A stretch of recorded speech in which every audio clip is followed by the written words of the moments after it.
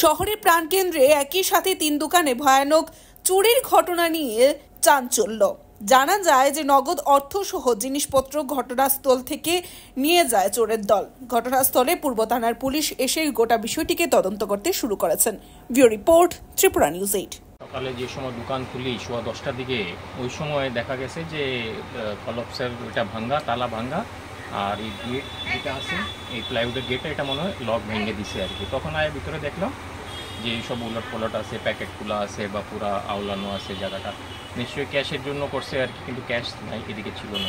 কারণ কী নিছে এটা একজ্যাক্ট মানে বলা একটু কঠিন আর কি।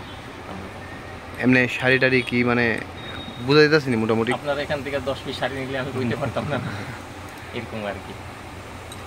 এমনি কারোর প্রতি কি কোনো সন্দেহ কিছু? সন্দেহ নাই, কারোর সন্দেহ বা এইসব এগুলো চুরি আগেও হয়েছে। এই আমরা পাশের দোকানে, মোবাইলের দোকানে প্রায় 2-3 বার চুরি হয়েছে, পাশের দোকানেও চুরি হয়েছে। এদিকে পিছন দিকে একটা ইজি এন্ট্রেন্স আছে আর কি, ওইখান থেকেই ওয়াল টপকায়া ঢুকতে পারে আর ইজিলি মানে ভাঙতে পারে আর কি, যেগুলি পিছন থেকে নিতে পারে। মালিকের নাম দোকান আপনার?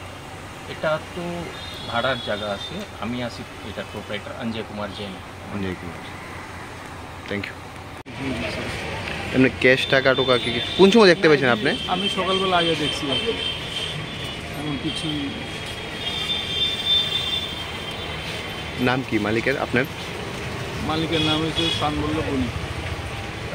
এমনি ক্যাশ টাকা নিয়েছেন, জিনিসপত্র টুকটাক নিচে আর কি, এটা আর কি এসব টুকটাক ক্যাশ আসলে ওই জিনিসে। কি হয়েছিল একটু? আমি সকাল 9টায় দোকানে খুলি, খোলার পর দেখি সব লন্ডভন্ড। আমি আর কিছু ধরি নাই, লগে লগে আমি থানায় গেলাম, পূর্ব থানায় ইয়াতে ওই আউটপোস্টে গেলাম। আউটপোস্টে লোক আয়া দেখলো, দেখার পর কেছে আমরা ইয়েতে ওই পূর্ব থানায় আমরা লোক পাঠাইছি, আমরা অক্ষ করেন পূর্ব থানা। তারা আউটপোস্টে দেখে গেছে, যে করার পরে পূর্ব থানাটা করছে। এখন পর্যন্ত পূর্ব থানা তাই কেউ আছে না। পূর্ব থানা সারা ওসি কাছে ফোন করছি, সব কাছে ফোন করছি, কেউ আছে না। লুটপাট যে হয়েছে মানে কি কি নিয়েছে কি আসলে? স্যার আমার এখানে 36,000 মতো আসছে ক্যাশে, আর ভাঙতি আসতে ধরুন না 8,000 থেকে 9,000 টাকা খুচরা টাকা, 1 টাকা 2 টাকা 5 টাকা 10 টাকার কয়েন্স। হ্যাঁ, আর ধরুন একটা ইয়েতে ওই সন্দুকে 15,000 বা 20,000 15,000 থাকবো ওই ইয়েতে সন্দুকে 10 টাকা নোট, 10টা নোট। মানে জিনিসপত্র কিছু জিনিসপত্র কিছু নিতে দেখতে অন পর্যন্ত 4 পাচ্ছি না স্যার। মোটামুটি কত টাকা নিয়েছে ক্যাশ? ক্যাশ মোটামুটি 76,000 মতো নিচ্ছে। এটা কোন জায়গা এটা? হ্যাঁ, এটা সেন্ট্রাল রোডে, আগরতলা সেন্ট্রাল রোড। এটা তো একদম মানে মেইন প্রপার আগরতলা শহরের